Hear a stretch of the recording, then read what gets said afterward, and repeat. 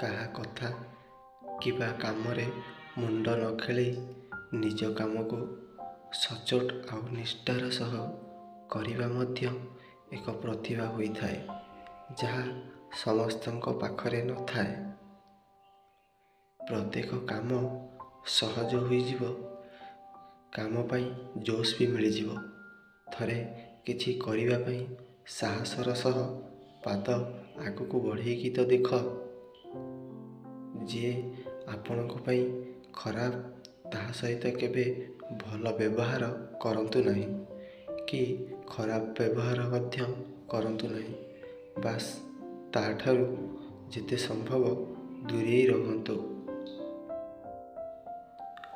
ଯଦି ନିଜକୁ ସରଳ, ନିରୀହ ଭାବୁଛନ୍ତି, ତାହେଲେ ଜାଣନ୍ତୁ ଏଠି ଆପଣ ଅଧିକ ଦିନ ତିଷ୍ଠିବା ଜଳ ବିନା ମାଛ ବଞ୍ଚିବା ପରି ହୋଇଯିବ। ନିଜ ସଂଘର୍ଷକୁ ବି ଗୁପ୍ତ ରଖନ୍ତୁ।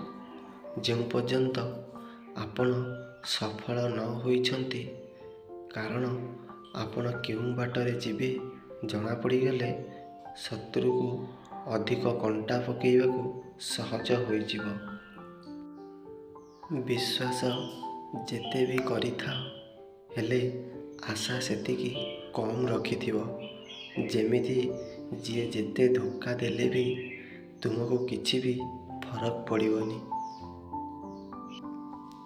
ଜୀବନରେ କେବେ ବି ଚଞ୍ଚଳ ହୋଇ ନିଷ୍ପତ୍ତି ନିଅ ନାହିଁ। ଡେରି ହେଲେ ଚଳିବ, କିନ୍ତୁ ଭୁଲ ନ ହେବା ଦରକାର। କାରଣ ସଫଳତା ବାଟରେ ଯେତେ କମ୍ ଭୁଲ, ସଂଘର୍ଷ ବାଟ ପାଇଁ ସେତେ ଭୁଲ।